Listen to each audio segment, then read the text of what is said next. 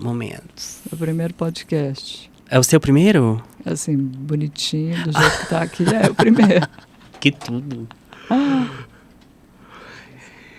Então, antes de chamar a vinheta, Camerão está em mim?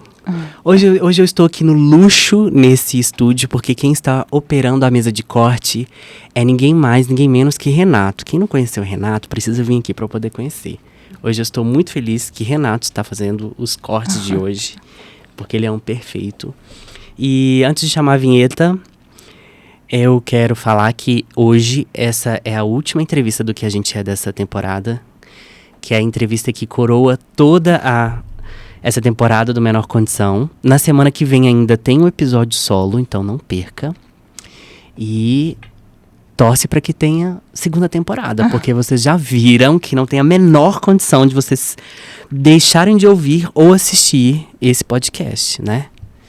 Então agora pode chamar a vinheta pra gente, o Renato.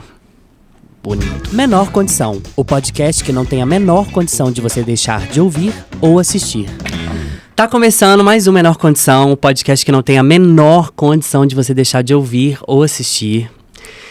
Eu estou muito feliz e emocionado, na verdade tem sido uma semana emotiva para mim, mas hoje eu estou muito feliz porque eu já tinha mencionado essa convidada de hoje em vários episódios, e eu fiquei com muito receio de a gente não conseguir fazer esse episódio de entrevista. E assim, eu tô super feliz que rolou, que o universo, né, mais uma vez fez a coisa fluir, fez a coisa andar.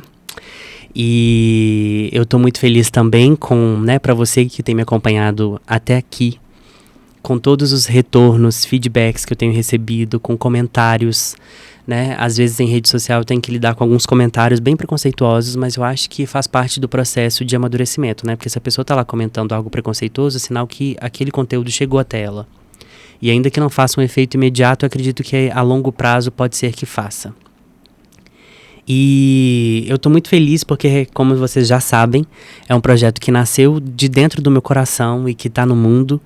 E que com essa parceria aqui com o estúdio, com a 09, tem dado super certo, né? Na medida em que as coisas têm acontecido.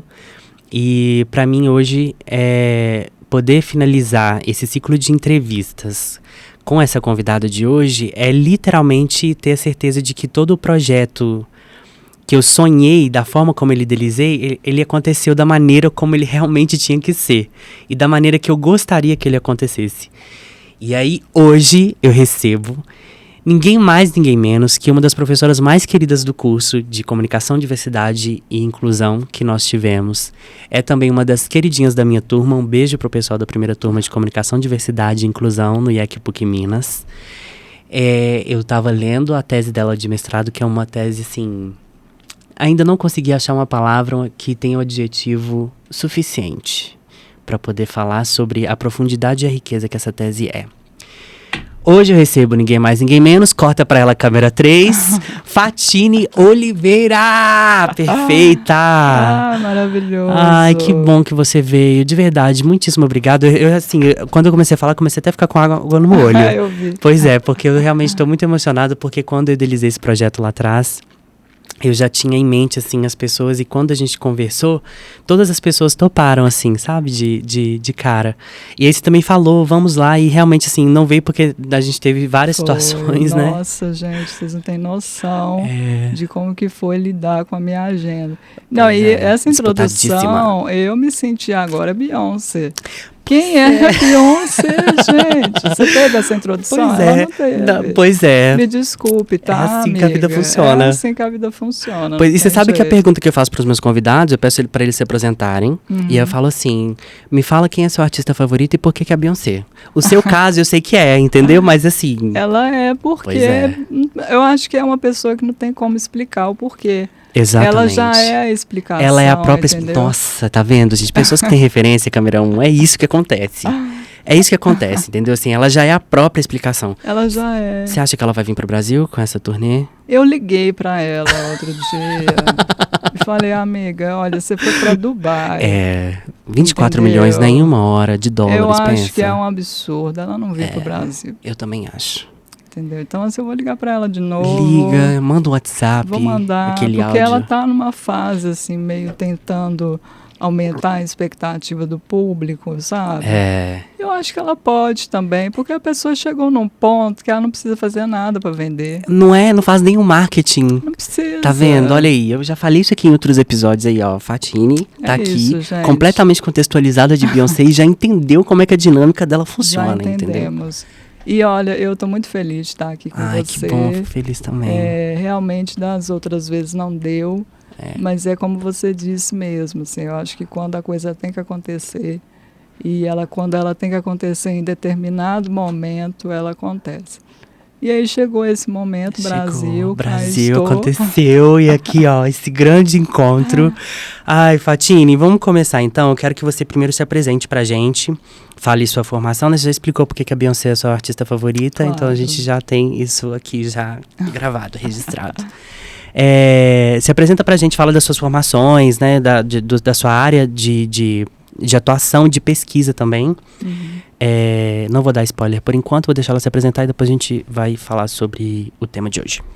Eu acho interessante quando as pessoas sempre pedem pra gente se apresentar, a primeira coisa que a gente faz é falar das profissões, já reparou? Então é meio que um currículo Lattes, né? Exatamente, falado. Aí eu vou tentar fazer o inverso hoje, vou começar a falar do pessoal para depois falar do currículo. Então vamos começar com, eu sou uma pessoa muito fã de Star Wars. Olha. Eu acho que isso é muito importante deixar registrado nos anais do Menor Condição. Ele já está registrado então, tá gravado. Tá, gente. Eu sou mãe de 4 gatas. Como é que chama os fãs de Star Wars assim? Porque do Harry Potter tem Potterheads.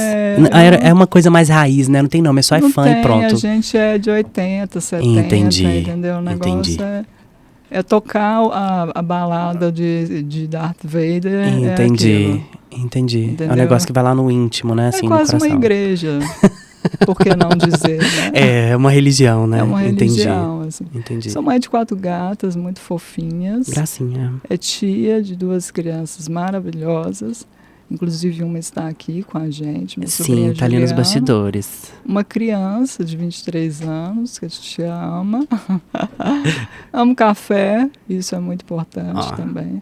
Que me representa. Entendi. E aí vamos partir agora para o trabalho. Para o trabalho. Né? Bom, gente, eu sou publicitária de formação. Eu tenho mestrado em comunicação na UFMG, que é a tese que você comentou, que a gente vai conversar um pouco sobre ela hoje. Sou professora, fui professora de Luan.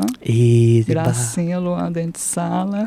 Que graça. Aí, ó, tá registrado, hein, gente, a professora que tá falando isso, viu, câmera 1? Eu tô colocando no meu currículo todos os elogios que os professores fizeram aqui pra mim, hein? Exatamente. Luan, não pode voltar atrás, tá? De modo algum, gente, olha. Eu dou aula lá na PUC, né, sobre pessoas com deficiência nas corporações, né, nas organizações. Estou como redatora hoje, trabalho como redatora, mas eu trabalhei durante muitos anos com design, então eu fui aí 10 anos como designer. Sou ativista da causa das pessoas com deficiência, sou uma mulher com deficiência, faço parte hoje de 2 coletivos, né, que é o coletivo feminista Helen Keller, de mulheres com deficiência, e o movimento Vidas Negras com Deficiência Importam.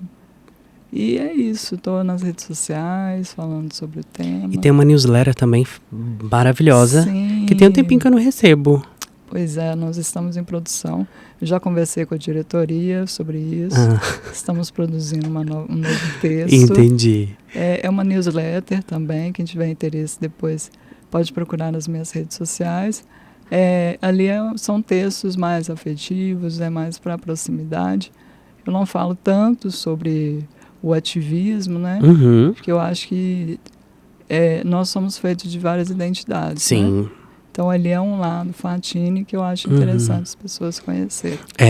Para você que está me ouvindo e me assistindo aqui, na descrição desse episódio, se você estiver pela plataforma de streaming, ou na descrição do vídeo, se você estiver me assistindo pelo canal do YouTube, vai ter os links de acesso, não só às redes sociais da Fatini, mas também vou deixar o e-mail também. A pessoa se inscreve para poder mandar. Isso. Porque eu lembro que quando você mandou para mim, eu tinha clicado em um lugar para poder preencher o e-mail. Exatamente. Aí você então tem o link para isso também. Aí eu vou deixar esse link também na descrição do episódio e da descrição do canal do YouTube e na plataforma de streaming, tá? Só você clicar, colocar o seu e-mail, cadastrar, que você vai receber a news de Fatine. E aí, aproveitando que nós temos vídeos desse podcast, eu vou fazer minha audiodescrição. Sim, por favor. Eu sou uma mulher negra de pele parda. Eu estou com cabelo cacheado, maquiada, batom um pouco avermelhado, uma blusa branca com várias estampas pretas, rosa e vermelho. Essa é Fatine Oliveira, senhoras e senhores. Fatine, então, a sua dissertação de mestrado, né, que eu tive acesso, isso também tem acesso para as pessoas? Sim, está disponível no site do PPG-Com, da UFMG. O link disso vai estar disponível pra gente, então? Vai. Também está aqui na descrição, sugiro muita leitura, tá, gente? E chama Corpos Sem Filtro. Sim. Eu quero até te pedir licença para poder colocar o título do episódio como Corpos Sem Filtro. Ok, aqui ó, tá gravado, hein? Os advogados, por favor.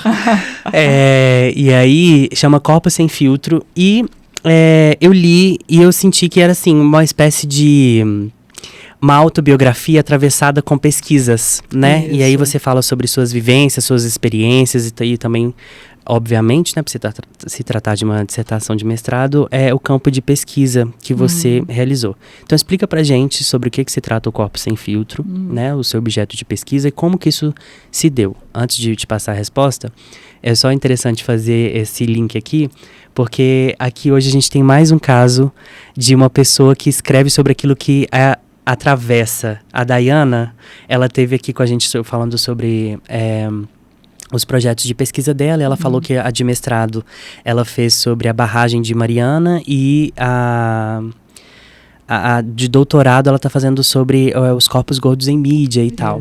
E aí uma da frase que ela soltou que foi assim: eu sempre escrevo sobre aquilo que me atravessa. Então, fala pra gente, por favor, sobre a sua pesquisa. Então, a pesquisa se chama Corpo Sem Filtro. E aí, nessa pesquisa, a gente trabalha a partir de uma perspectiva afetiva. Então, numa pesquisa afetiva, o pesquisador ele não está distanciado do objeto. Né? Ele está na experiência com esse objeto. Né? E aí, neste lugar, a gente trabalha um conceito do Jean-Luc Morisot, em que o pesquisador ele é uma ponte entre a experiência e o leitor. Então, por esse motivo, a escrita ela acaba sendo uma escrita performativa, porque a intenção, na verdade, é trazer os afetos, e aí afetos aqui não é somente emoção, né? A gente trata sobre os afetos a partir de um conceito Spinoza, né, que já é um conceito da filosofia, em que a gente entende que, no caso, eu trabalhei a pesquisa a partir do conceito de afetos de Spinoza, mas pelo olhar de uma outra pesquisadora chamada Patricia Stewart, e que ela trabalha os afetos como instantes que nos atravessam, né? Que trazem ali emoções, que nos trazem sensações no corpo.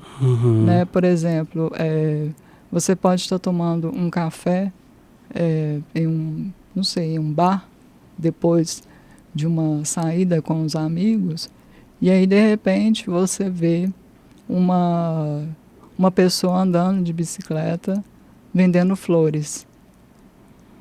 Aquele momento para você pode trazer outros sentimentos, outras sensações que vão te levar para um outro lugar da sua experiência como homem negro gay. Entende? Então isso a gente chama como uma experiência afetiva. E aí a minha proposta, e é por isso que a pesquisa muitas vezes não é vista até como pesquisa, né? Porque para pesquisadores acostumados, né, com aquela metodologia mais dura desse distanciamento, a pesquisa fica parecendo mais um ensaio. Né? Mas, na verdade, não é, porque ali eu estou trazendo métodos que são diferentes, até porque a gente busca um outro olhar sobre esse fazer ciência, que é um fazer ciência mais humanizado. Né? É isso que eu ia mencionar. Exato, assim, uma pesquisa em que traz a pessoa para falar junto. Né? Então, por exemplo, quando eu escolhi as mulheres, né, para participar da pesquisa, não foi no sentido de, me conta aqui o que você sente. Não, na pesquisa eu trago a fala delas. Justamente para representar esse fazer junto, esse escrever junto. Né? E aí a pesquisa ela envolveu em várias esferas. Né? Você, olha, a gente vai fazer, eu vou pegar algumas fotos de vocês, nós vamos conversar um pouco sobre essas fotos, eu vou fazer a pesquisa. Elas leram a pesquisa, elas estiveram no momento da defesa dessa pesquisa. Então, tudo foi muito pensado para que a pesquisa permitisse que você, enquanto leitor, pudesse acessar outros afetos que você teria. E conseguiu isso com êxito, tá? Que porque, bom. assim, enquanto, né, assim, vai lendo, as percepções que se tem são percepções muito sempre profundas e ricas, né? E um termo que eu aprendi lendo a tese, que antes eu usava assim, eu preciso contextualizar as pessoas. A Fratini usa historicizar. Isso. E eu não sabia que tinha essa palavra, e agora fala assim, não, eu vou te historicizar agora. E aí, você traz o contexto histórico, né? A plataforma, obviamente, estudada foi o Instagram, Isso. Mas a sensação, assim, né, além da questão humana que você traz, eu acredito que muito não, na maior parte, a questão acadêmica, ela não está tão acostumada e habituada a essa questão do humano, né? Não. De ser humanizada. Ela está muito mecânica, Isso. O que, guardadas as proporções, tem os seus motivos para isso, né? Porque são métodos, obviamente, são recursos metodológicos, então precisa realmente de um protocolo para poder acontecer.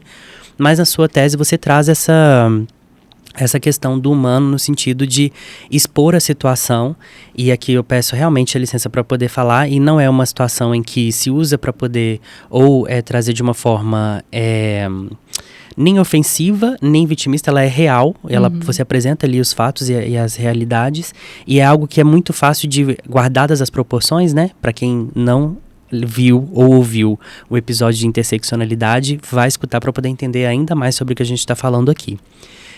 As interseccionalidades que nos separam e nos aproximam, elas são muito palpáveis e é muito fácil, é menos difícil e se torna mais próximo você conseguir entender o contexto e a historicização das pessoas, não só as mulheres no caso, né, e os algoritmos também, a plataforma estudada foi o Instagram, mas como isso se deu ao longo da história para hoje um algoritmo de Instagram ser o reflexo do que foi lá atrás.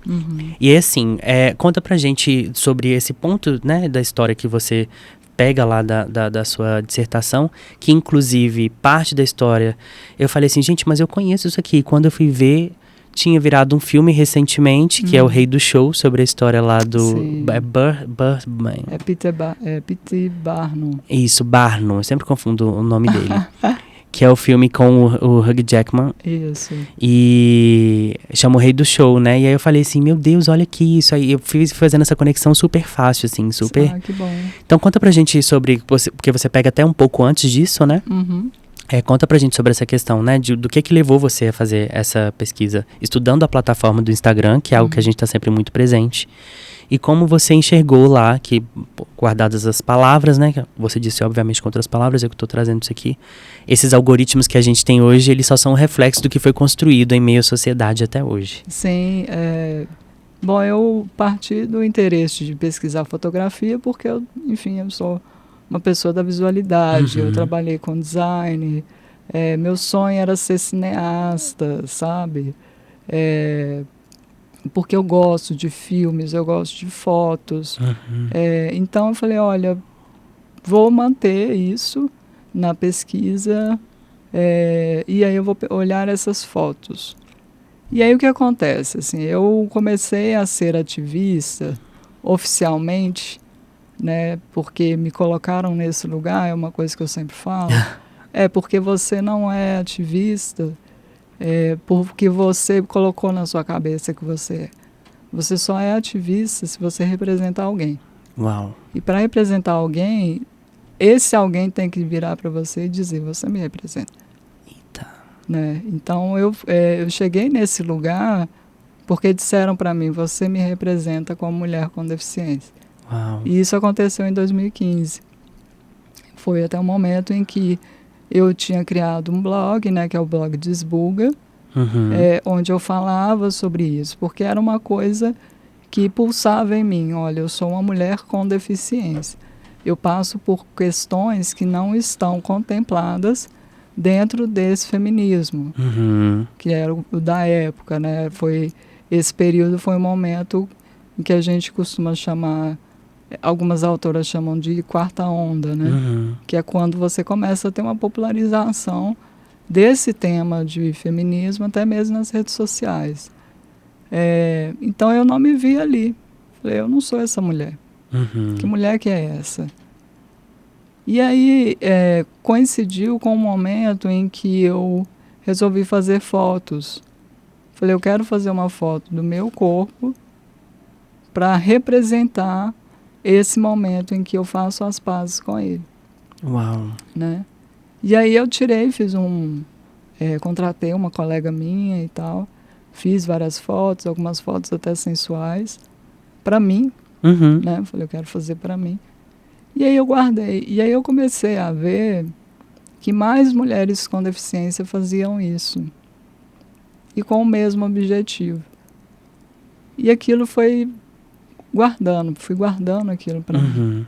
E aí, como eu sou formada em publicidade, a gente aprende desde cedo que para representar algo, você busca imagens que tenham relação com o que o seu público pensa, né? E muitas dessas imagens eram imagens normativas. As mulheres eram sempre mulheres brancas, sim, né? As famílias representadas eram sempre famílias heterossexuais.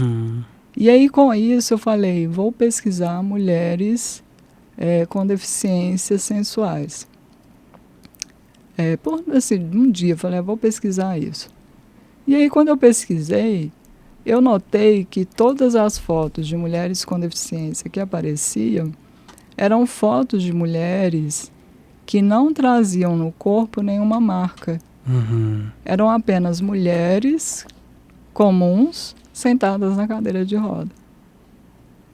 E aí a única mulher que eu achei que trazia alguma atrofia no corpo era uma modelo dos Estados Unidos, chamada Gillian Mercado. Foi a única. E ali eu comecei a notar que essa representação da mulher com deficiência era uma representação meio que normativa. Ou seja, quanto mais você se aproximar daquilo que é padrão, mais aceito o seu corpo será. E ali na época eu fiz um texto no Desbuga, né? Eu até chamei isso de privilégio da semelhança.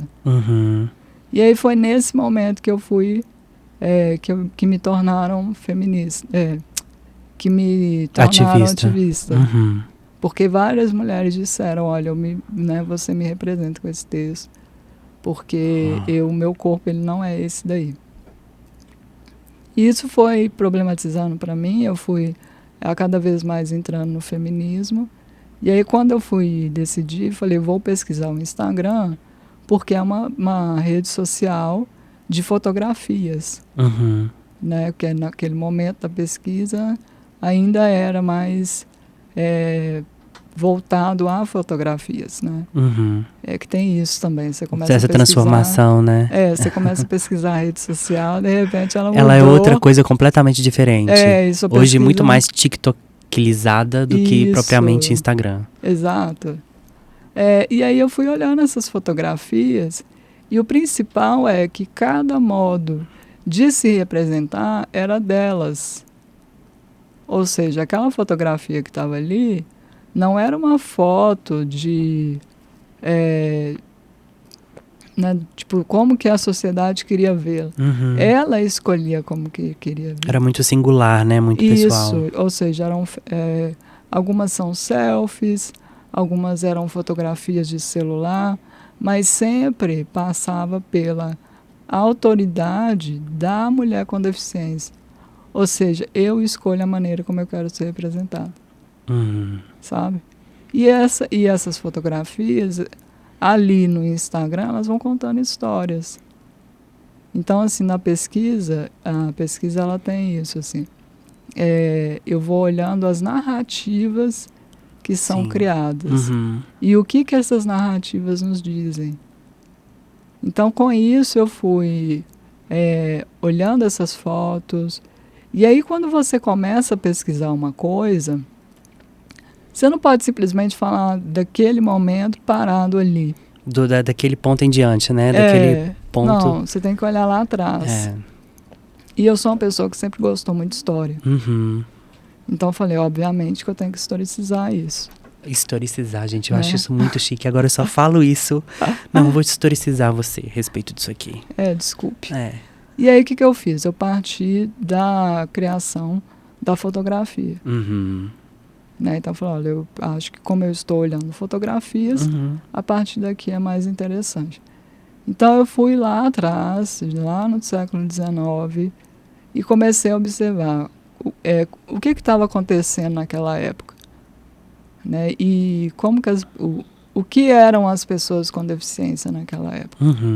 Né? Porque quando a gente fala, ou quando a gente vai pesquisar alguma coisa, eu sempre falo com as pessoas, quando você fala em datas, em anos, você não pode achar, por exemplo, 1808, se eu não me engano, é quando a família real vem para o Brasil. Não estava acontecendo só isso naquele ano. Exatamente. Estava acontecendo muitas outras coisas. Então, quando surge a fotografia, estava acontecendo outras coisas também. E foram essas outras coisas que eu fui olhando na pesquisa. Então, nesse momento, como que eram as pessoas com deficiência? Aonde elas estavam? E ali eu venho trazendo, assim, olha, eu vou mostrar para você por que você hoje entende que uma pessoa com deficiência é alguém doente. Entendi. Aí eu vou fazendo, junto com esse percurso, as análises dos modelos de conceituação da deficiência. Né? E aí é onde eu busco um conceito da Sônia Pessoa, que é uma professora que coordenava até mesmo um grupo de pesquisa que eu fazia parte, que era o Afetos, e ela fez um livro, né, a pesquisa dela era sobre imaginários sociodiscursivos da deficiência. Então, aí, o que são esses imaginários? Né? O que é o imaginar? O imaginar é você construir uma imagem na sua mente. Né? Então, que imaginários são esses? Ou seja, que imagens são essas que estão aí na tua mente? E aí é onde vem os freak shows, né, que é do show que você falou, do filme. Era o quê? Era a grande mulher barbada, era venha ver a incrível mulher sem braços, venha ver o gigante, não sei o quê. Aquelas pessoas estavam ali como artistas? Pode ser. Mas também eram pessoas que estavam em exposição. Eu falo pode ser porque algumas pessoas com deficiência que ficavam expostas ali tinham aquele lugar como o único lugar para elas poderem trabalhar. Era uma fonte de renda delas. Então, alguns autores, até mesmo autores dos estudos da deficiência, não entram em um consenso em relação a isso. É uma desumanização? Sim. Mas, ao mesmo tempo, era uma fonte, era a única fonte que essas pessoas tinham para poder se alimentar. Porque eram pessoas que muitas vezes estavam na rua. Então não dá para você analisar um ponto sem considerar outro. E aí eu trago isso, trago a ciência evoluindo. O século XIX foi um período de grande efervescência. Né? Você tem um salto de tecnologia, de ciência, do século XVIII até o século XX, século XIX aconteceu muita coisa. Foi uma loucura, a ciência tendo evolução, as pessoas terem uma noção de genética. Infelizmente também foi um momento em que começaram a ter as ideias eugênicas. Então foi um momento assim, de muita loucura. As pessoas com deficiência nesse momento ou estavam dentro dos shows ou eram internadas. Quando eles começam a associar quando eles criam a noção do corpo perfeito, né, que a ciência cria, que ela vira e fala assim, não, o homem perfeito, o homem saudável, e eu digo homem porque quando você fala corpo, você está falando corpo de homem, ele é assim, ele anda, ele é branco, ele é forte, ele é um homem educado, da alta sociedade, ele tem educação, porque a eugenia naquela época não era apenas, olha, vamos pegar pessoas negras e pessoas com deficiência e enfiar em instituições, não. A eugenia, ela também olhava comportamentos. E eles entendiam que um homem bêbado, uma pessoa que gostava de boemia, era uma pessoa que você não deveria se relacionar. Porque os seus filhos também seriam boêmios. Olha que loucura. Prostitutas, não. Né? Não se envolva com esse tipo de gente, porque se tiver filhos, eles também serão assim. E aí, nesse momento, as pessoas saem dos shows e vão para os hospitais. E aí é somente mais para frente, no século XX, que a gente começa a ter ali as movimentações, e aí as pessoas com deficiência começam a entender de si. Começam a perceber que, olha, eu não preciso, eu sou uma pessoa que tem condições de fazer coisas. E aí também é interessante, já estou finalizando. Não, pelo amor de Deus, a convidada aqui é você. Eu só estou absorvendo aqui, fazendo associações com o que eu li e com coisas que eu vi. Por favor. Empolgada. Não, por favor, fique mais. Não, graças a Deus que está empolgada, não perca empolgação. E aí é interessante porque o século XX foi um período também de muitas guerras. E aí você tem soldados de guerra retornando com lesões, né, com lesões que passam a considerar uma pessoa com deficiência. E aí o que acontece? Você vai virar para um ex-soldado de guerra, um herói, e vai falar com ele que ele não presta, que ele é um inválido. Você não pode fazer isso. E ali começam, a partir daí, né, você começa a ter, olha, vamos conversar melhor sobre essa pessoa aqui, que tem um impedimento. E aí as próprias pessoas com deficiência, que eu acho fantástico quando a gente vai olhar os estudos da deficiência, sociólogos nos Estados Unidos e no Reino Unido começaram a trocar cartas. E a observar os movimentos sociais que aconteciam a partir da década de 50 nos Estados Unidos, a gente fala nos Estados Unidos porque os estudos da deficiência é tudo norte global, gente, tá? Infelizmente... E assim, eu acho que também que muito parte disso, em inúmeros episódios aqui, a gente menciona também outros estudos que tem como esses marcadores de registro, coisas norte-americanas ou do norte global, como você mencionou aqui. Mas é porque até então eram lugares que estavam voltados à questão de historicizar isso de forma, né, a registrar e fazer disso realmente um objeto de estudo, né? Sim. Em outras situações, se existir ou existiu, não foi tão divulgado tanto quanto porque já se tinha isso como referência. Então, assim... e acaba que como a gente passa durante anos dentro da universidade estudando esses autores, a gente muitas vezes não encontra facilmente referências dentro do próprio país. Né? Então, não quer dizer que não exista. Pode ter até existido, mas a gente ainda não encontrou. Ou então se torna uma, né? Que foi o seu caso. Né? Se tornou referência e aí hoje está aí. Enfim. Mas antes de mim veio outras pessoas dentro do movimento social, então fizeram história. Sim. Para você ter ideia, pessoas com deficiência no Brasil participaram do processo de redemocratização. Sim. Né? Então, lá, no momento em que estava sendo criada a Constituição de 88, nós tivemos participação de pessoas com deficiência lá. Né? Então, eu acho importante deixar... É um marco democrático, né, sobretudo. Exato. Né? Estávamos lá também. E aí, só para continuar, esses sociólogos trocavam cartas problematizando mesmo o que estava acontecendo, né? Olha, as pessoas estão falando de corpo. Porque nesse período da década de 50 até 80, o corpo ele se torna político. Porque até então ele não era. Mas ali, naquele momento, eclode. Né? E às vezes algumas pessoas que estão ouvindo podem até falar, não, mas o corpo já era político com as sufragistas, né? Que você também menciona na sua tese. Isso, que tivemos uma sufragista com deficiência na Inglaterra. Eu coloquei esse relato dela. Inclusive uma foto também, uma foto muito forte de quando ela é apreendida, né? Isso, eles quebram a cadeira de rodas dela, né?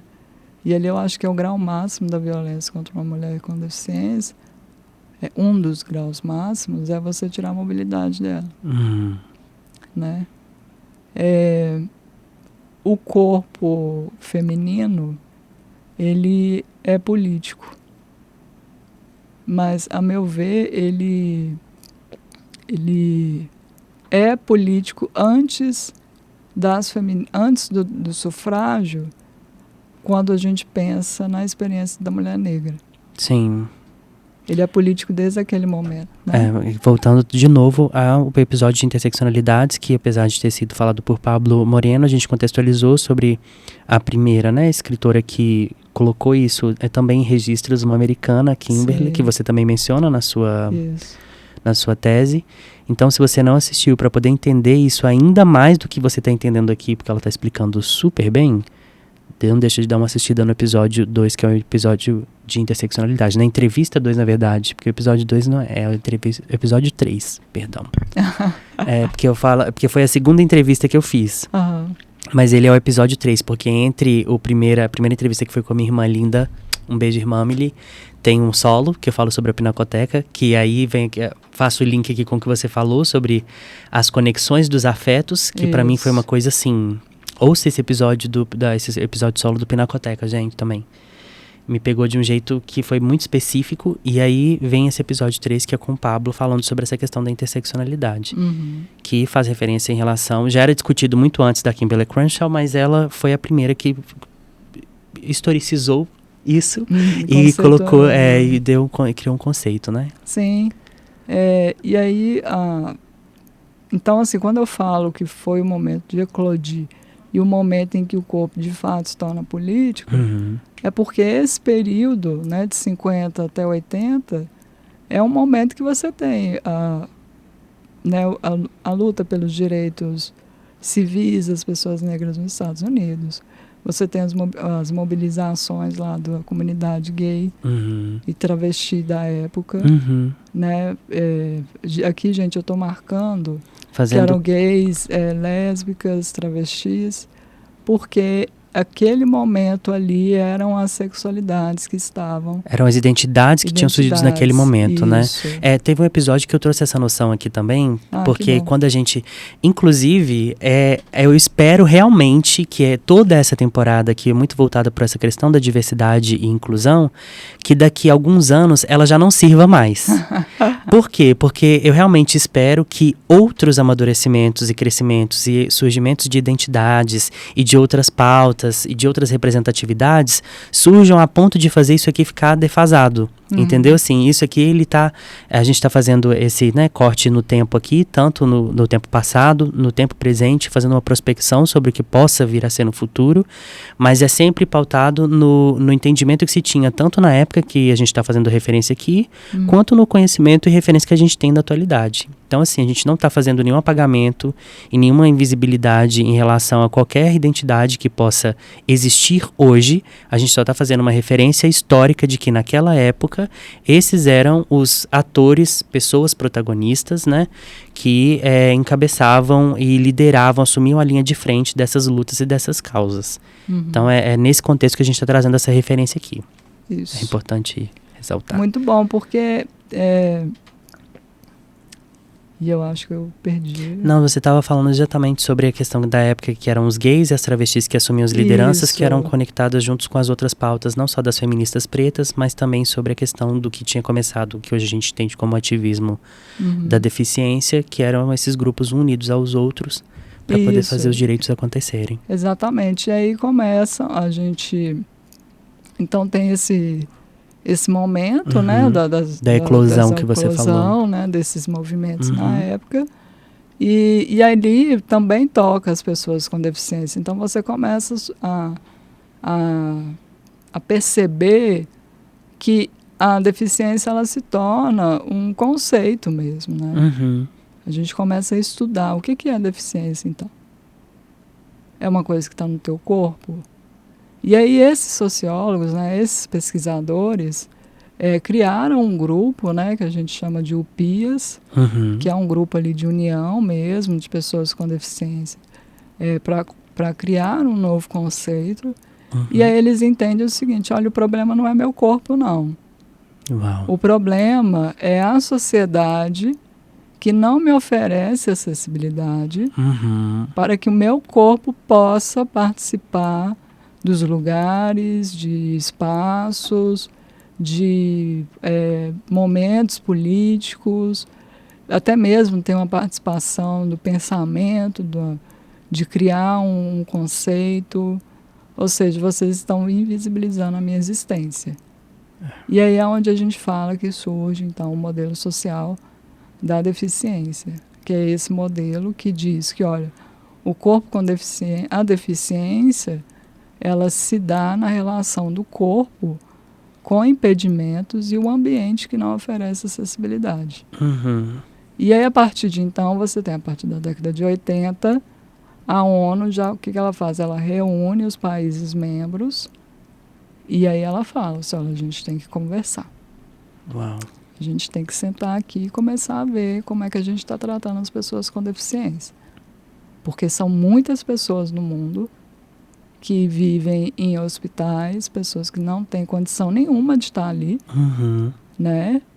E aí, o que a gente vai fazer? E aí começam, em 1981, a gente tem o Ano do Deficiente, que na época tinha esse nome, meio que para representar. Assim, a partir de agora, a gente vai ter que criar aqui alguns protocolos, alguns tratados para que a gente resolva isso.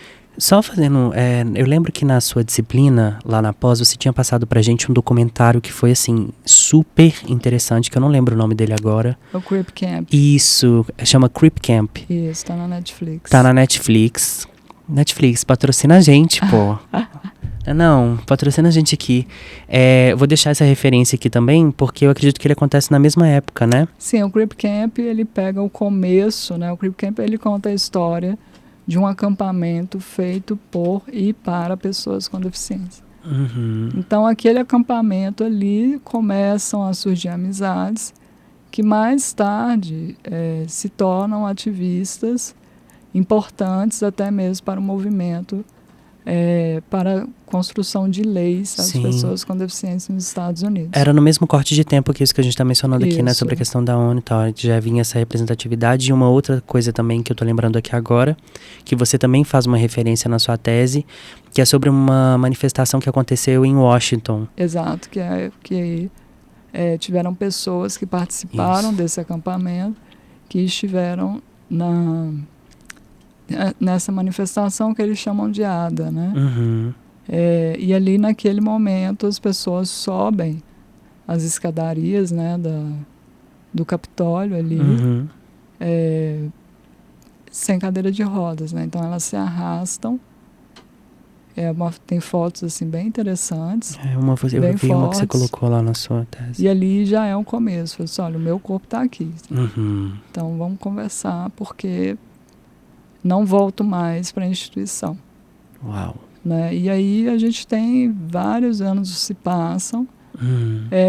E aí é interessante que nos anos 2000 surgem, né, algumas pesquisadoras, algumas cuidadoras e algumas mulheres com e sem deficiência feministas que trazem uma contribuição muito importante para o modelo social.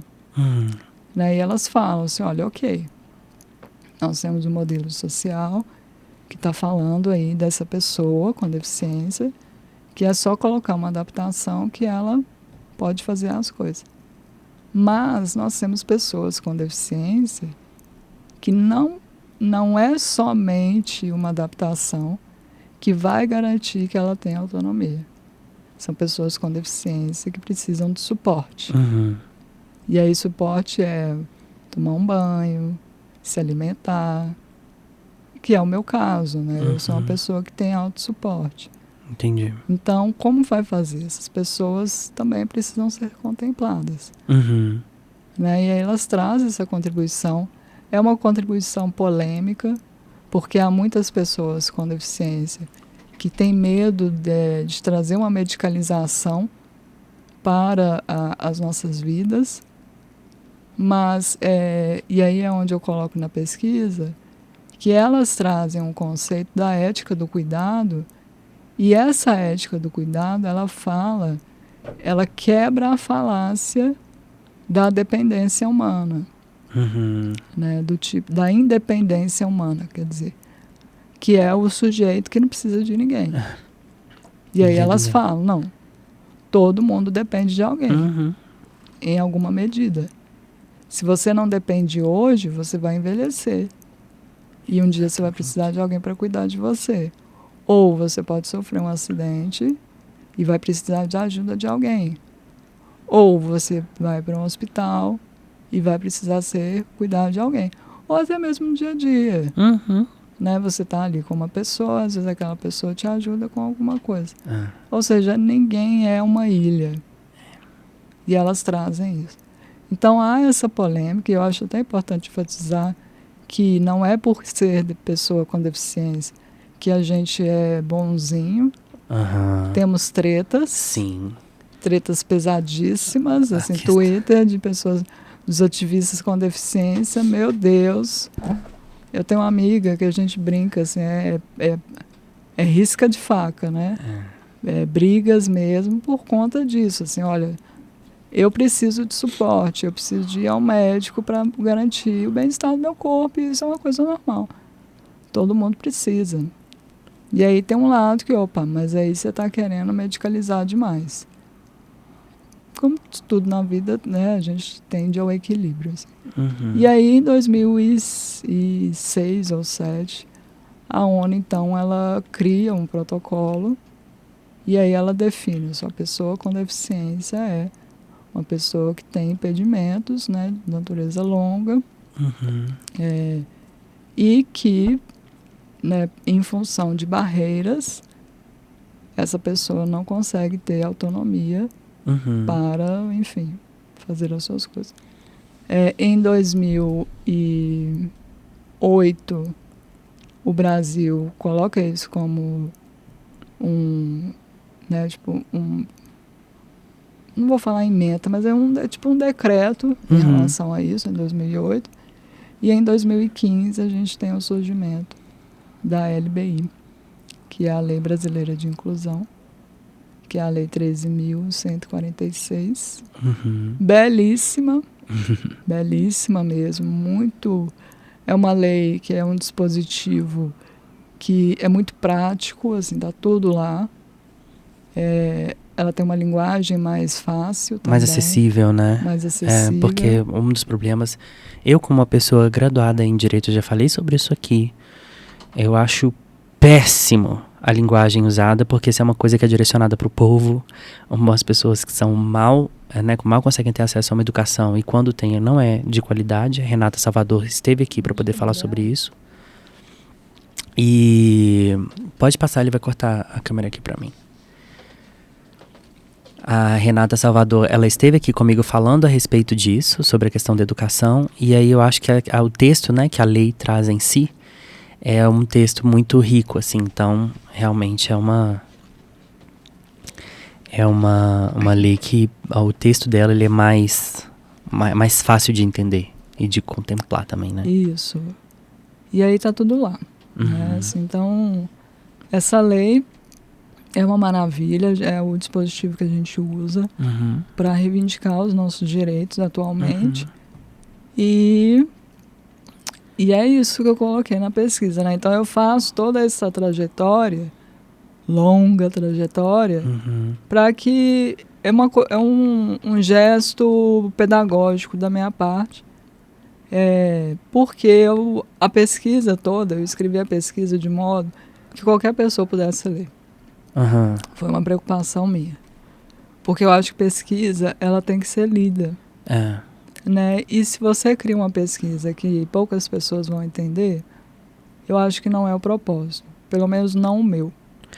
Você tinha até trazido a questão sobre como muitas pessoas não reconhecem como pesquisa, acha que é um ensaio. Isso. Antes da gente começar aqui, eu estava até falando com ela que eu lendo, a sensação que eu tinha é que era uma espécie de roteiro. Isso. Porque contava realmente, assim, uma questão de história. E quando você fala, né, sobre essa questão didática, de trazer o contexto histórico de toda a luta e a causa, eu acho que também é uma forma de honrar que eles também tiveram, né? Porque, por exemplo, eu não sabia que uma das sufragistas era uma pessoa com deficiência e cadeirante, que ela tinha sofrido as coisas que sofreu quando ela foi detida, né? E assim, não foi simplesmente ser detida, ela foi literalmente agredida em N situações, como você já narrou aqui.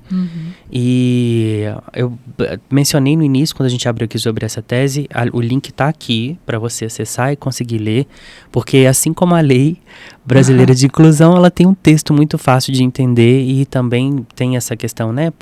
Ela já falou aqui sobre essa autoetnografia, né? Isso. Que é o termo que os pesquisadores usam quando eles se colocam mais próximo ao que seria objeto de estudo, e aí passa a ser chamado de corpo sensível.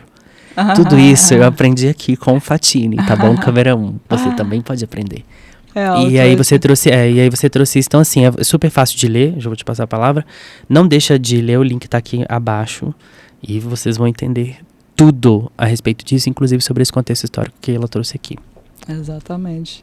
E eu até passei isso para vocês também. Sim. Na época, né, da sala, porque eu acho que é um processo que ajuda a entender o porquê. Porque, assim, eu poderia muito bem chegar e dar uma palestra sobre deficiência. Isso todo mundo faz. Mas quando você sai da palestra, você não vai lembrar o que é deficiência. Agora, quando você entende por que você... Quando olha para uma pessoa e você lembra de imagens médicas, por que as pessoas tratam as pessoas com deficiência como crianças. Quando você entende o processo histórico, você aprende a quebrar esses elos capacitistas, né? Que capacitismo é um preconceito que é contra as pessoas com deficiência. Você consegue quebrar isso, porque você já entende o que é e o que não é. Então, assim, a pesquisa, eu construí a pesquisa, né? A gente chama autoetnografia, porque é uma pesquisa que eu conto de mim. Né? Assim, não é uma pesquisa apenas em que eu me aproximo, né? Assim, a pesquisa afetiva que é essa pesquisa em que você se aproxima desse corpo sensível. A autoetnografia, ela vem para que eu fale de mim. Então, assim, eu uso muito o termo costuras, né? Eu vou tecendo ali a minha história junto com a história delas para trazer a minha experiência como mulher com deficiência, mas também a pesquisadora. Entendi. Né? São duas identidades juntas ali dentro da pesquisa.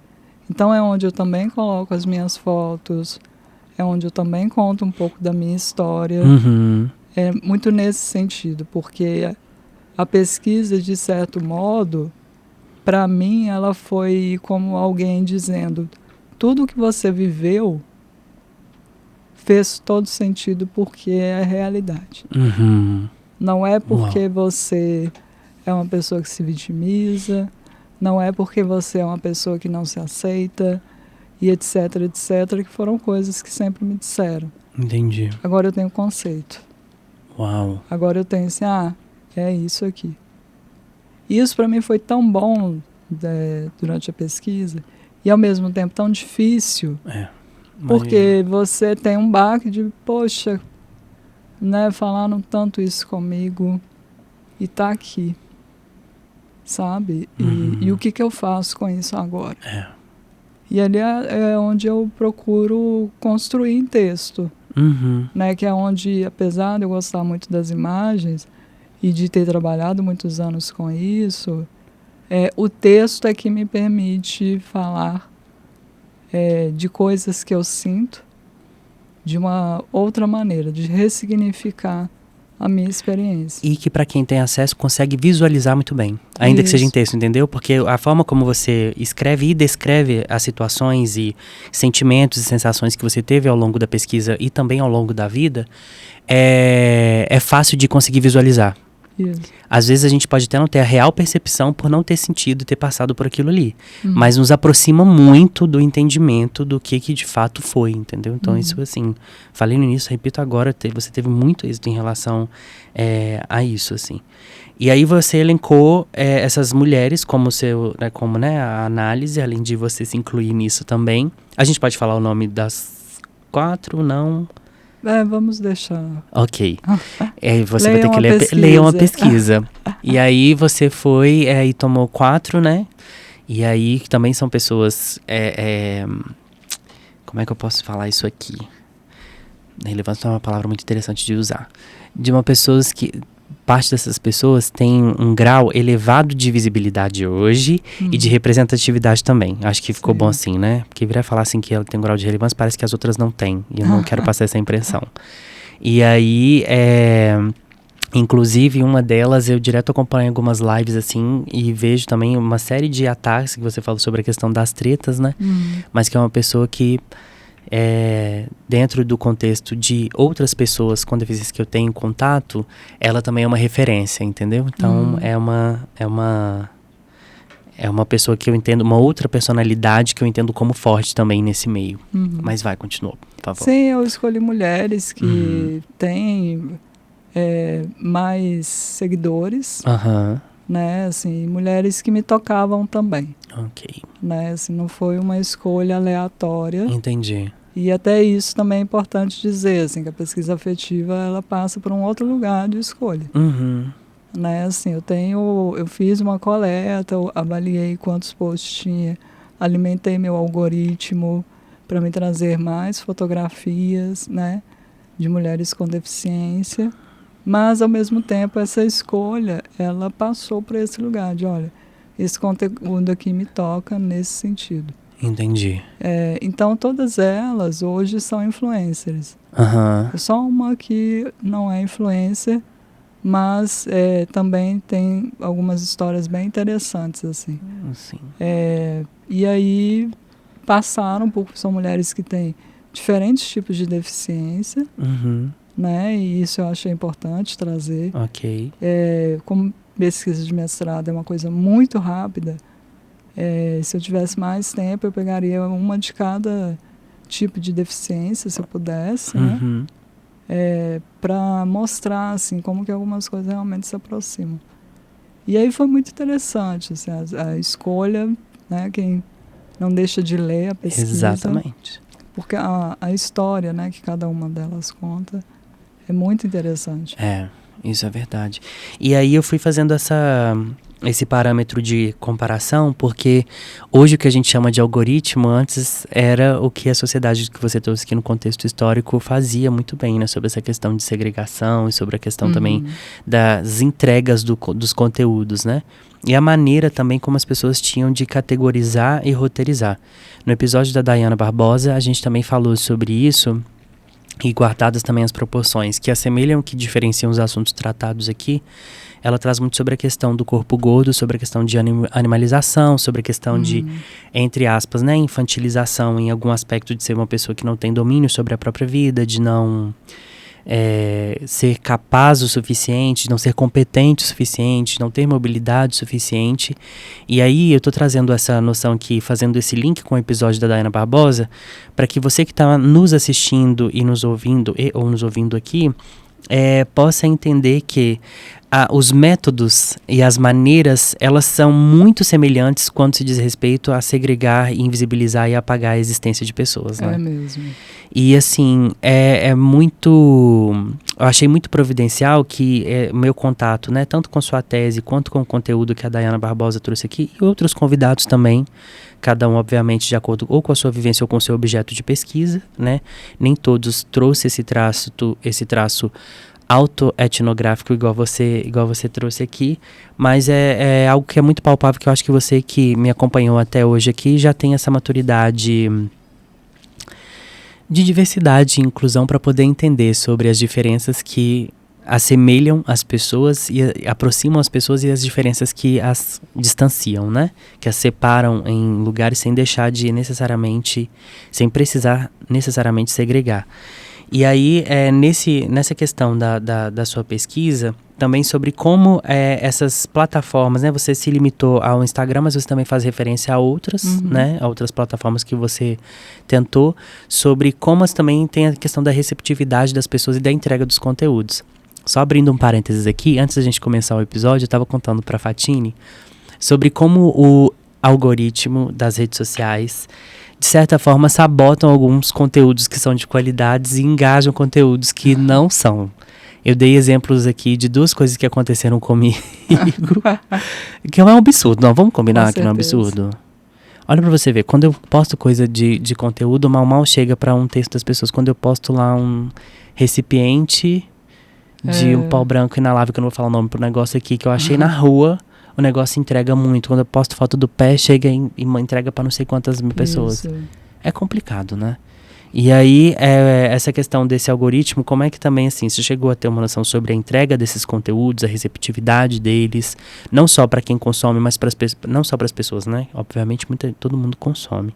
Mas a minha pergunta no sentido de pessoas com deficiência recebem, e como pessoas que não têm deficiência recebem esses conteúdos. Você chegou também a ter uma análise a respeito disso?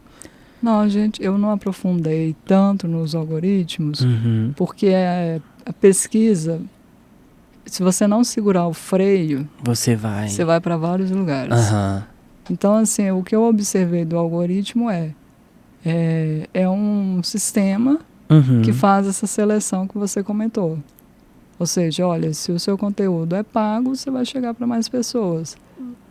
O que a gente observa e é o que acontece fora, até mesmo das redes sociais, para você consumir o conteúdo de uma pessoa com deficiência, hoje, você tem que ou ter alguém com deficiência na sua família, ou você ter algum tipo de limitação semelhante ao que a pessoa tem, né?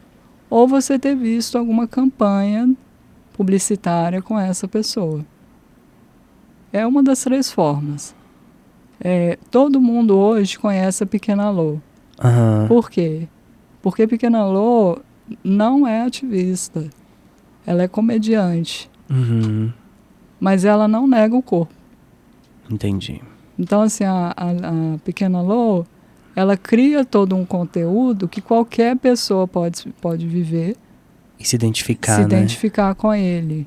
Então, ela rompeu a bolha que muitas pessoas com deficiência não conseguiram romper. Entendi. Sabe? E aí, isso que é interessante, porque quando você cria um conteúdo ativista, você está falando com a sua bolha. Entendi. Ou você fala com a sua bolha, ou você atrai hater.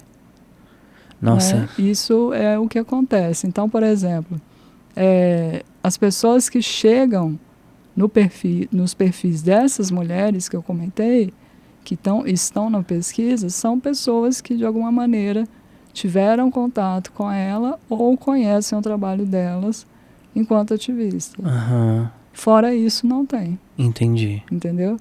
Então, esse também é um problema que não é apenas um problema da plataforma. A plataforma ela tem esse viés, porque a gente tem que entender também que são espaços econômicos. Não dá para achar que vai ser bonitinho, certinho. Ela não é. Ela vai ter que passar por regulações, ela tem as regulações. A gente tem que realmente fazer muitas pesquisas para mostrar isso, como que elas fazem isso, porque também não dá para a gente aceitar simplesmente por conta do algoritmo. Não. Tudo que está ali, o algoritmo ele foi criado por pessoas. E são pessoas que alimentam o algoritmo. Né? Então, como é que a gente vai fazer em relação a isso, né? Agora, o que eu quero dizer é que a gente tem que olhar o fora, ou seja, o porquê que ninguém se interessa por alguém com deficiência. E quando você fala de interesse, não necessariamente só midiático? De toda forma. Ok. De toda forma. Que é um dos traços também que você trouxe lá na sua pesquisa. Exato. Né? E aí é o que para mim, que eu acho que é quase que o martelo do juiz, assim. Por que ninguém se interessa por alguém com deficiência? E aí eu vou afunilo mais a pergunta. Por que o corpo feminino com deficiência não é interessante para as pessoas? E aí cai a bomba, né? Puf. Todos se calam. E aí é aquele tapa na cara. Porque ninguém quer, ninguém se interessa, ninguém quer saber de uma mulher com deficiência, ninguém quer se aproximar de uma mulher com deficiência, não quer ter uma amizade com uma mulher com deficiência, não quer ter um relacionamento com essa mulher. Quem é que vai querer? E aí, assim, um conceito que para mim foi perfeito, que eu até brinco, foi se eu pudesse tatuar ou colocar numa camiseta, é o conceito de uma autora chamada Rosemary Garland Thompson, em que ela diz que a mulher com deficiência, ela não é nem homem e nem mulher. Ela é um outro que está completamente fora desse circuito. Eu lembro de você falar isso pra gente no primeiro dia de aula. Pois é. Você ainda fez a comparação entre o que a Simone de Beauvoir falava em relação à mulher, e aí uma crítica que alguma outra autora ativista preta falava. A Djamila. Comparando isso em relação ao que ela falava e o que essa autora aí falava sobre as mulheres. Então, assim, a Simone de Beauvoir, ela fala que a mulher é a outra do homem. A Djamila vem e fala, a mulher negra é a outra da outra do homem. A Rosemary fala, a mulher com deficiência não é nem a outra. E nem o homem. E nem a outra da outra. Porque para eu ser a outra da outra da outra, eu teria que ser considerada mulher, mas eu não sou. Tem que ser considerada alguém, né? Eu não sou. E isso é real. Né? Nós tivemos um ano em que vazou uma foto de um rapaz ficando com uma moça cadeirante no carnaval. Carnaval, gente. Pulando, aí chegou e ficou. A maioria dos comentários, nossa, esse daí não perdoa ninguém. E aí fica aquele grande silêncio. Por que ele não perdoa ninguém? O que quer dizer com isso? Por que aquela mulher com deficiência não poderia ser beijada? E aí, quando eu estou falando essas coisas, né, quem está ouvindo aí de casa fica, nossa, realmente... Mas isso vai ainda mais profundo, gente. Quando você ignora esse corpo feminino com deficiência, e se você não o vê como alguém que possa causar desejo em outro, você também invisibiliza as violências que este corpo sofre. Nossa. Por quê? Vamos pegar exemplos e aí vocês vão... esses exemplos que eu vou dar agora são exemplos que acontecem no interior do Brasil a todo momento. Mulher com deficiência mental, né, mulheres acamadas, que não têm oralidade, enfim, sofrem estupro por familiares, por pessoas próximas à família. E por serem mulheres que não conseguem denunciar, permanecem no anonimato. E por que isso acontece?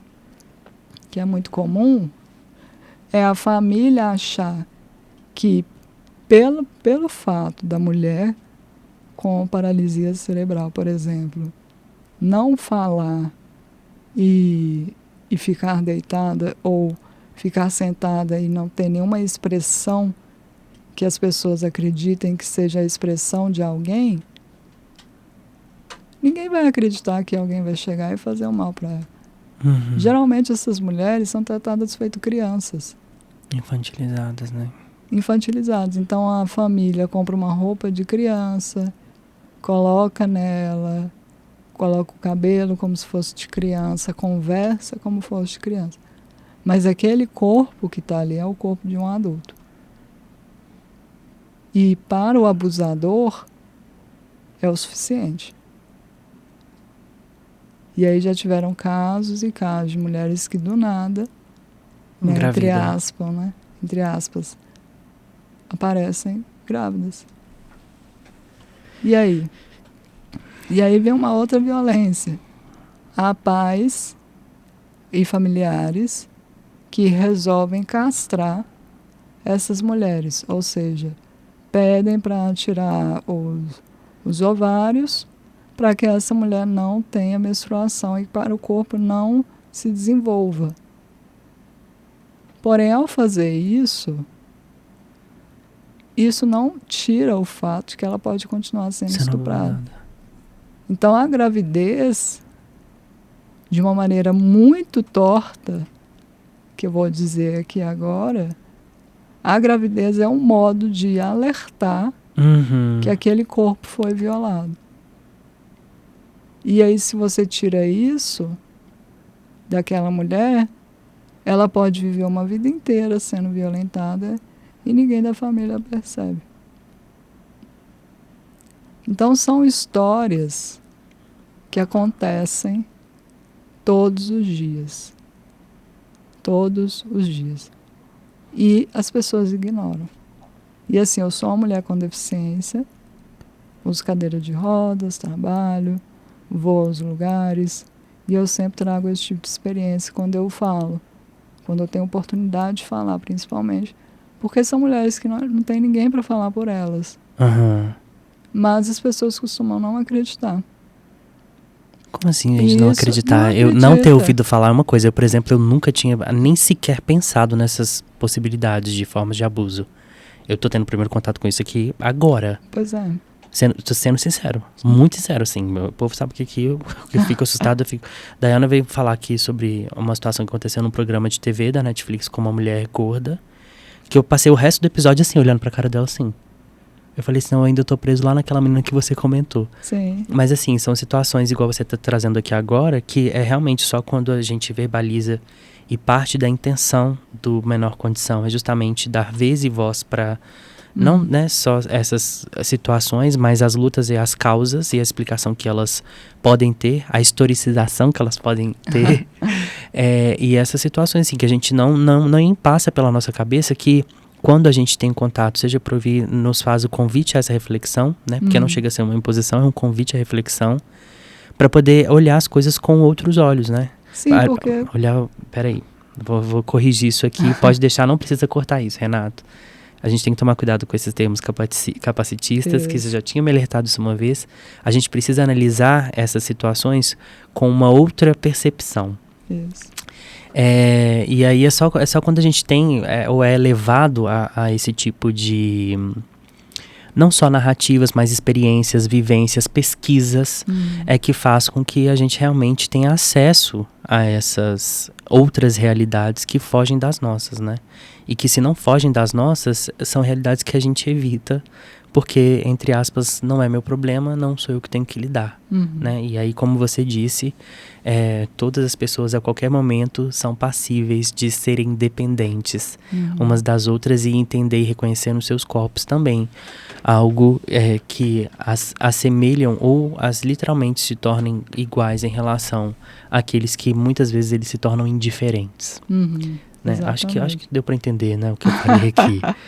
Porque a minha preocupação é realmente de, entre aspas, soar como um discurso, sabe, segregatório e daqueles que tenta colocar todo mundo ali. Eugenista, não quero isso não. Deus me livre e guarde se isso um dia acontecer. Meu Deus do céu. Não, mas eu te ajudo a não acontecer. Pois é, tá vendo? Olha só, quando referências, não que você tenha essa obrigação, né? É importante colocar isso aqui, eu já coloquei isso em outros episódios. Porque outras pessoas tiveram aqui, e algumas falando sobre as pessoalidades, né, de suas lutas mesmo. Falei, gente, não é pra colocar sempre essa pessoa na obrigação. O Arthur Bugre, ele falou isso no episódio dele muito bem.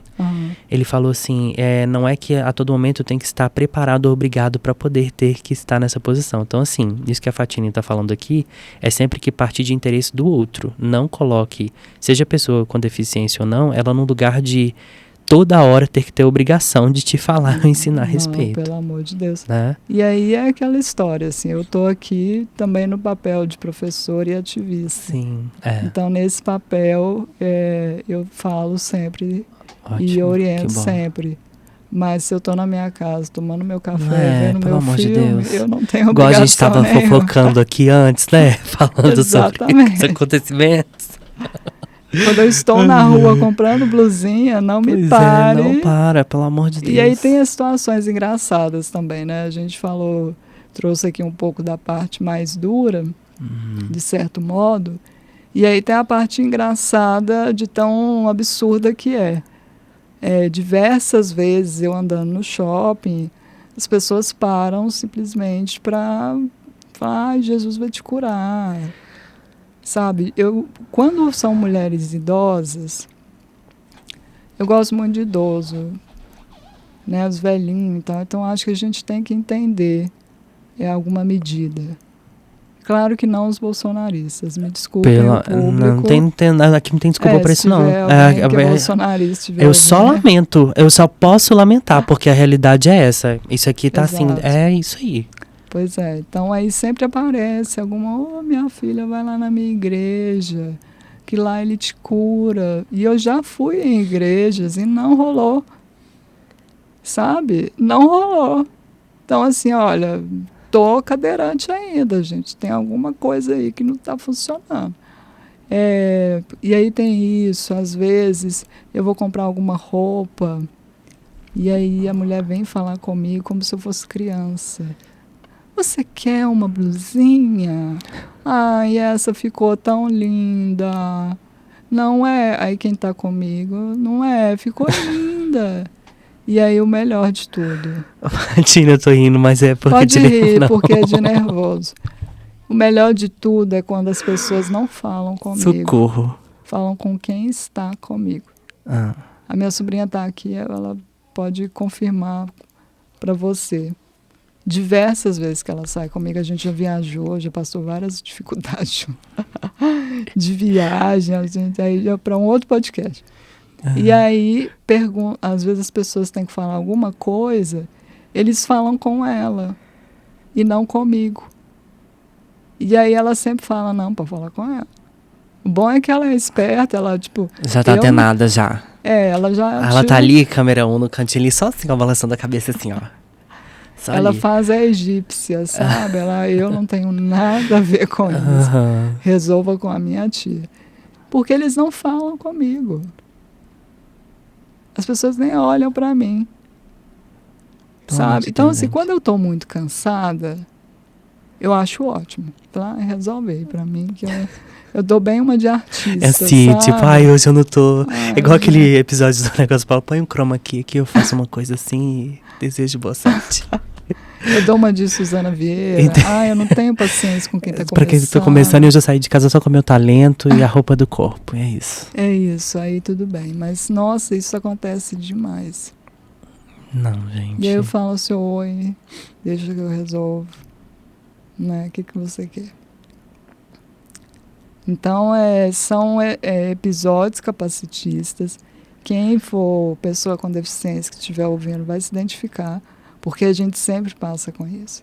Por isso, assim. Por exemplo, se eu estou de regata, alguém chega, ela é magrinha, né? Nossa, tadinha. É assim de nascença? Muita coisa. Teve uma vez, gente, eu sempre conto isso porque é muito divertido. Todo mundo lá em casa. Eu fico meio assim, eu tô rindo, mas é de nervoso, pelo amor de Deus. Pelo amor de Deus. Mas pode rir, porque são coisas que, é o que eu falei, de tão absurdas. Mas não sabe por que é? Porque não fica uma posição confortável pra mim, eu imagino pra quem tá passando. Não, justamente. Entendeu? Assim, pra quem tá sendo ali alvo daquela ação. Claro. Lá em casa a gente é muito debochado em relação a essas coisas. Porque acaba que quando você está naquela experiência, você acaba lidando com ela de uma maneira mais debochada. E aí a gente tinha uma vizinha, que ela era evangélica, né? Gente, me desculpe os evangélicos, mas são vocês que fazem isso. E aí ela chegou para minha mãe e falou assim, olha, sua filha tá com um negócio no corpo. Um negócio ruim, tipo demônio, diabo. Isso, entendi. Isso também é capacitista, tá, gente?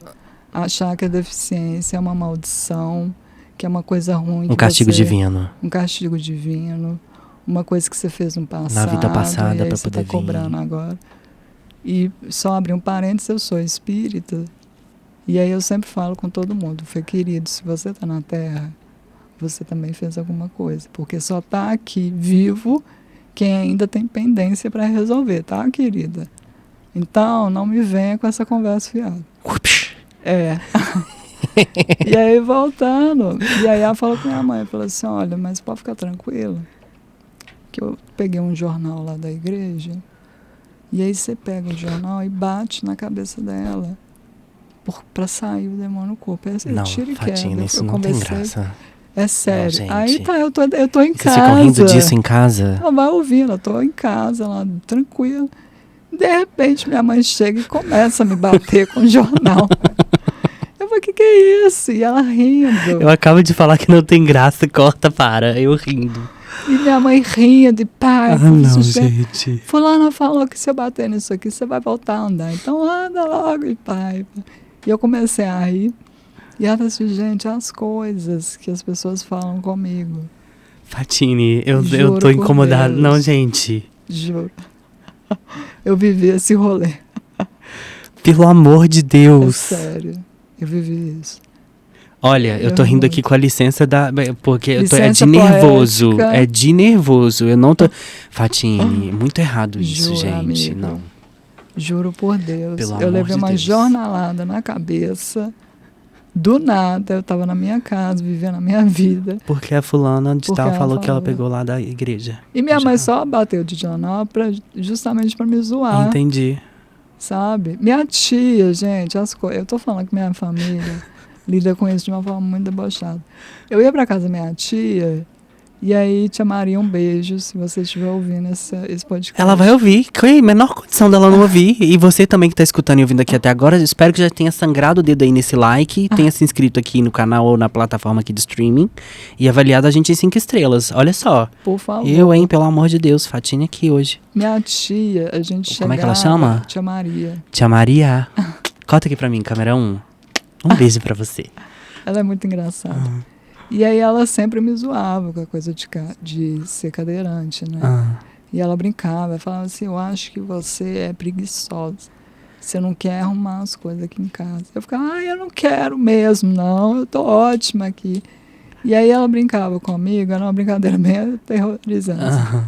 Quem tiver em casa deve estar assim, nossa, gente, que absurdo. Que absurdo ela passando por isso. Ela passando por isso e achando graça. Mas, gente, era engraçado. A gente chegava no morro. E aí ela falava assim, Fatinha, eu vou soltar a cadeira aqui.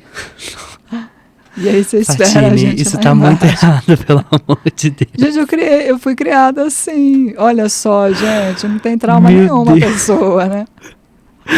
Aí a gente paga, né, um psicólogo, ele não sabe por quê.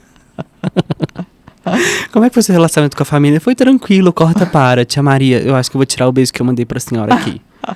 Você corta para a tia falando que vai esperar lá embaixo. Eu vou te jogar aqui, você vai lá. E era assim que a gente crescia, né, gente? Década de 80, Meu né? Deus a gente foi do criado céu. assim. Mas era a maneira que a gente tinha, porque a minha deficiência, os médicos colocaram muito medo na família. Entendi. Sabe? Então, assim, Você entende que essa questão do humor foi um mecanismo de defesa até? Era uma defesa, porque, Entendi. assim, minha mãe, ela ouviu muita coisa pesada dos médicos, sabe? Assim, coisa pesadíssima, do tipo, se eu tivesse uma filha assim, eu me matava. Entende? Isso, é exatamente isso, assim. Quando ela contou isso pra mim, eu já mais velha, eu fiquei chocada. Falei assim, gente, mãe, que médico que é esse e tal? A gente não tem registro, porque assim, e aí eu acho importante contextualizar isso para quem está ouvindo. A família do meu pai e da minha mãe é daquela geração que sai do interior e vai para a cidade. Então, são pessoas que a única coisa que sabiam era a agricultura e cuidar da casa dos outros. Minha mãe foi doméstica durante muito tempo da vida dela e foi faxineira. Né? O meu pai veio para cá, ficou na casa da irmã e depois ele trabalhou na Copasa até aposentar. Então, são pessoas que não tiveram escolaridade. Os meus pais têm até 4ª série. Então, assim, eles não sabiam nem o que eu tinha. Entendi. Porque cada médico dizia uma coisa. E ali, assim, minha mãe ouviu do médico, olha, ela vai viver até os 7 anos de idade. Depois dessa data, qualquer momento ela morre. Então a família toda ficou com aquilo. Quando eu passei dos 7, né, ficou aquela coisa assim, olha, ela está com 8 anos. Aí vai para outro médico e aí fala assim, olha, essa doença que ela tem é o máximo até 15 anos. Então foi uma tensão tão grande e uma expectativa do que vai acontecer. E aí foi um período que eu tive depressão e eu tive muita crise de ansiedade, eu tinha muita dor de barriga, eu sempre passava muito mal.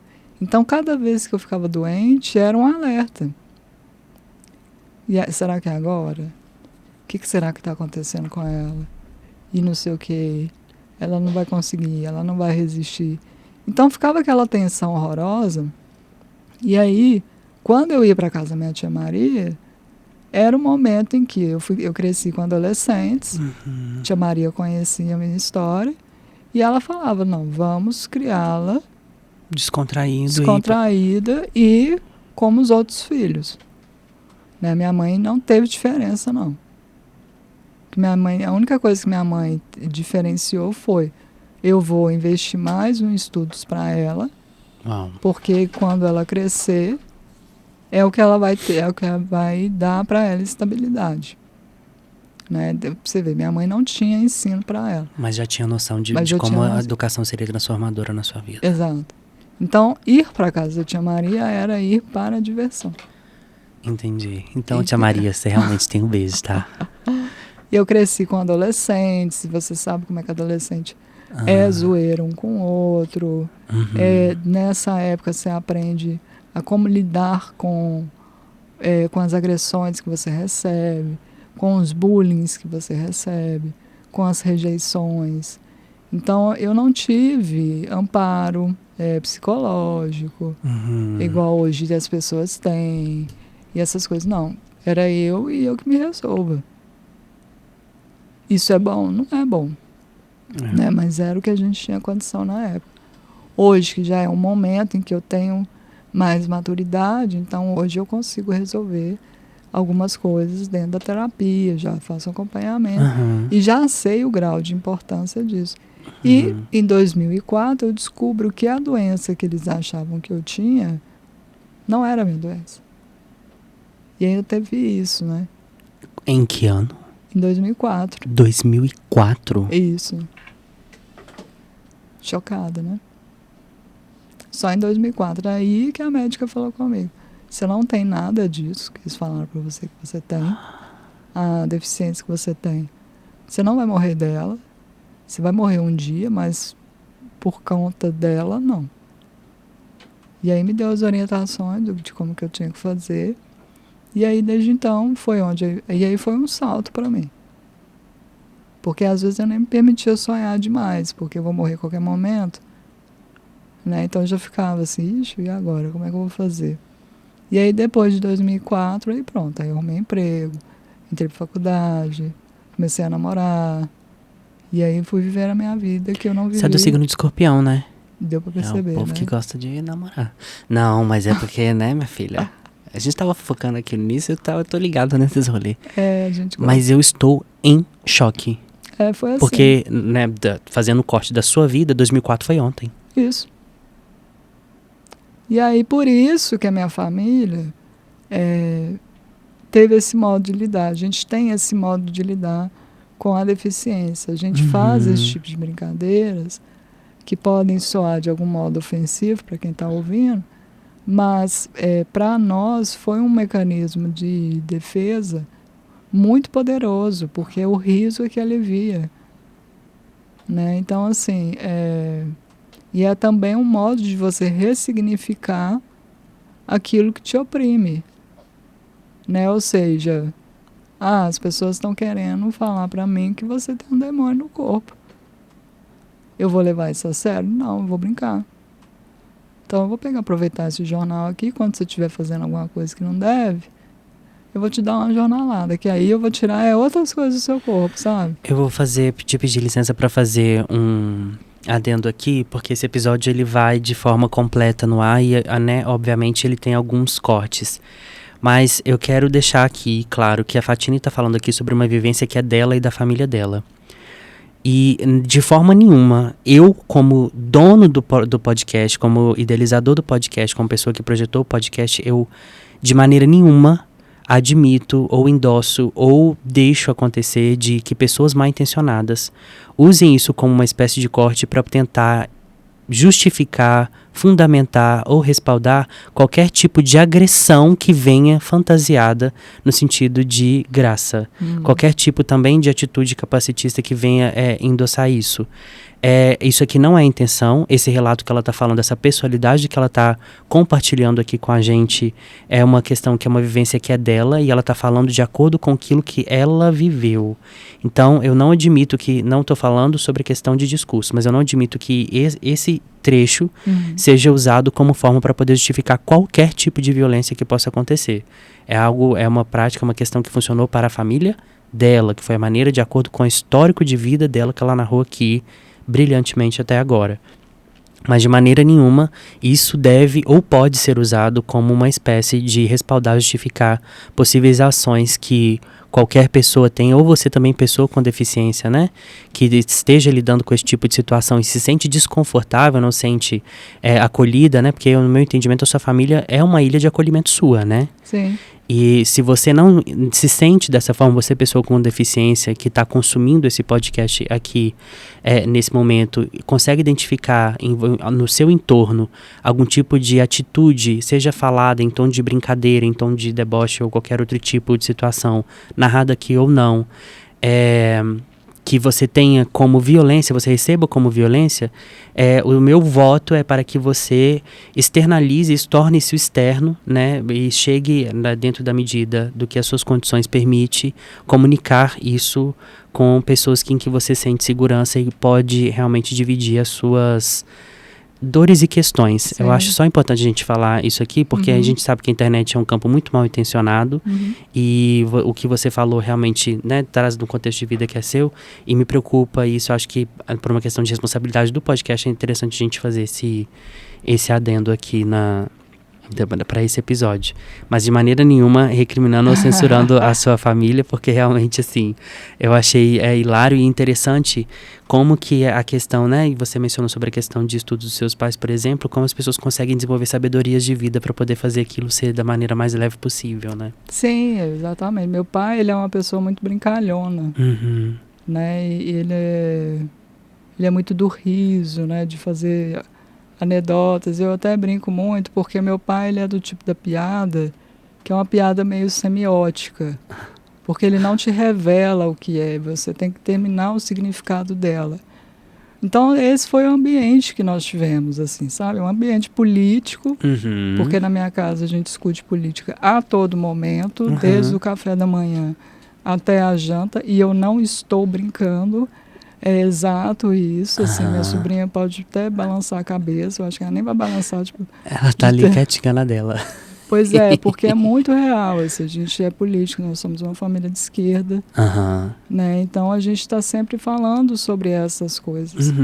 E especialmente falando da minha vivência, da minha história. Né? Eu, por exemplo, eu sou uma pessoa que faço piadas com o meu corpo, com as minhas experiências, porque é a maneira que eu lido com elas. Entendi. Né? A maneira que eu ressignifico. Agora, isso também não dá abertura para qualquer pessoa fazer brincadeira comigo. Uau. Nós temos um termo, que é um termo chamado aleijado, que é um termo que não é bem quisto por várias pessoas dentro do movimento das pessoas com deficiência. Porém, é um termo que eu utilizo quando a gente vai falar de certos conceitos, né? Que a gente fala que nós precisamos aleijar a antropologia, ou nós precisamos aleijar a comunicação. Quer dizer o quê? Nós temos que trazer a deficiência para isso. E por que a gente usa esse termo, né? Porque você pega algo que te desmoraliza para torná-lo aquilo que te dá força. Então, por exemplo, há muitos homens gays que se chamam de viado, que se chamam de bicha. Nos Estados Unidos, os negros se chamam de niga. Mas isso é entre eles. Né? Eu não posso chegar para algum homem gay e chamá-lo de viado. Se ele não me permitir isso, se eu não tiver intimidade com ele, do mesmo modo, ninguém pode chegar para mim e me chamar de aleijada. Bater um jornal na sua cabeça. E bater um jornal na minha cabeça, ou querer fazer graça comigo. Porque eu não dou essa tal liberdade. Ou também te usar como objeto risível. Exato, né? Não, aí não. Aí vai conhecer uma outra Fatine que não vai ser legal. É escorpiana. Ela é gente, cuidado com o povo de escorpião. Exato, cuidado. Fatine, a gente já tá caminhando pro final. Que bom. Eu, estou muito feliz e honrado que o meu projeto de entrevistas tenha finalizado agora com você.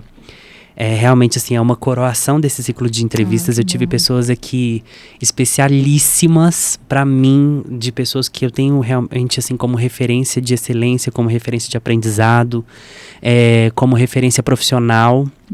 E você, com certeza, configura dentro dessas pessoas alguém que eu tenho como uma referência, assim, de ter realmente uma fundamentação histórica para poder trazer. Isso refletiu aqui em decorrer de todos os episódios do podcast, que eu sempre tentei trazer referências de muitas coisas. Eu acho que você já fazia bem isso na sua aula, né? Que foi quando a gente se conheceu. Depois a gente teve a oportunidade de estar juntos lá naquele evento do fórum de discussão. E agora aqui no podcast, e eu lendo também a sua tese, o que reforçou ainda mais. Eu quero muito te agradecer. Assim, eu não tenho palavras, de verdade. Por você, né, ter mobilizado toda a sua logística para poder estar aqui, para poder estar abrilhantando, enriquecendo ainda mais esse podcast. Eu estou muito feliz mesmo, porque quando eu sentei para poder fazer o projeto e eu coloquei lá, elenquei as pessoas a serem convidadas, você foi uma das primeiras que eu tinha colocado lá. E aí, se essa temporada finalizasse sem você, eu ia ficar assim, ok, porque realmente veio muita gente boa. Mas sabe quando você quer que tudo feche redondinho do jeito que você pensou? E eu tô muito feliz que isso tenha saído, e eu quero passar para você também a palavra, se você quer deixar alguma mensagem, se você quer dividir alguma outra coisa, deixar a mensagem para quem está nos escutando, nos ouvindo, nos assistindo, ou está consumindo o podcast aqui, né, até esse momento. Se você quer deixar alguma mensagem, as suas redes sociais a gente já vai colocar aqui nas descrições. Se você quer, tá aberto essa palavra para você. Obrigada, querida. Eu gostei muito de participar do podcast. Que bom.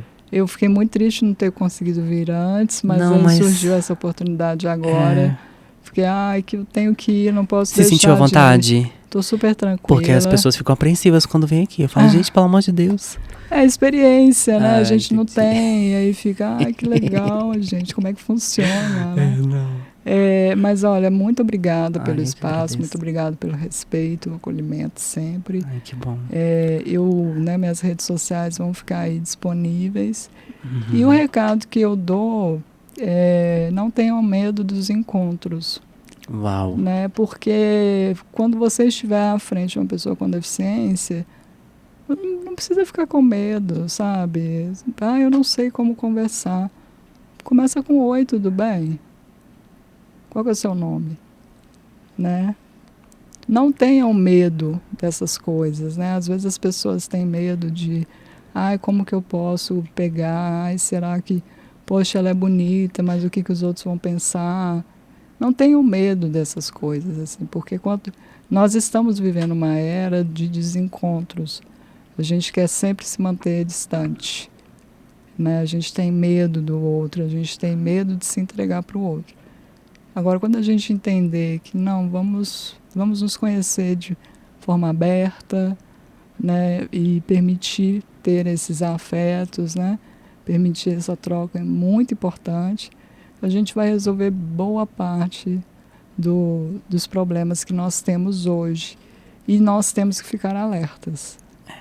Temos que preciso estar atento e forte. Exato. A gente tem que ficar muito alerta, porque a luta ela não terminou. Né? Então vou terminar a minha fala bem no estilo marxista, né? Pessoas minorizadas, univos. Porque a luta continua. Tá, querida? Para você que nos assistiu, nos ouviu, consumiu esse podcast aqui até esse momento, assim como em outros episódios, eu vou finalizar falando que eu torço e espero que esse episódio tenha tocado você da maneira que me tocou, até mais do que me tocou, e que você venha trazer sempre na sua mente aquilo que alimenta a esperança de um futuro bom. Eu só tenho a agradecer. Hoje, né, o ciclo de entrevistas, ele se encerra aqui. Na semana que vem ainda tem mais um episódio, que é o episódio solo, tá? Mas eu realmente faço esses votos de que o podcast como um todo mesmo, assim, principalmente as entrevistas que tivemos, a gente teve muito compartilhamento. Eu sempre deixei muito confortável para que as pessoas falassem daquilo que elas sentem, daquilo que elas vivem, desde que elas se sentam confortáveis para poder falar isso. E eu fico muito feliz que as pessoas que estiveram aqui, e você, se foi ou é um dos meus entrevistados até hoje, e se sentiu confortável para poder dividir aqui vivências suas, o meu muito obrigado. E para você que ouve e consome ou assiste, né, tem acesso a esse conteúdo, seja da maneira como for, eu torço para que todas ou algumas dessas coisas tenham reverberado em você e tenha feito você entender que você, além de não estar sozinho, que também pode ser uma espécie de ilha de acolhimento. Eu só tenho a agradecer mesmo, e eu espero que a gente consiga chegar num desdobramento não só de sociedade, mas de entendimento em relação ao outro, em que a gente consiga se outrar na pessoa. Eu já falei sobre isso aqui, de um poema que eu escutei uma vez, que, né, em mim eu sou o outro, e sou você, e é o que eu torço para que isso aconteça, né? E que, de uma certa forma, essas entrevistas tenham permitido você ao encontro, né, que a Fatine acabou de falar aqui. Esse foi e é mais um episódio do Menor Condição, e como você já sabe, é o podcast que não tem a menor condição de você deixar de ouvir ou assistir, tá bem? Um beijo e te vejo na semana que vem, no último episódio do que pode ser essa temporada. Assim a gente espera. Chama a vinheta pra gente, Renato. Menor Condição, o podcast que não tem a menor condição de você deixar de ouvir ou assistir.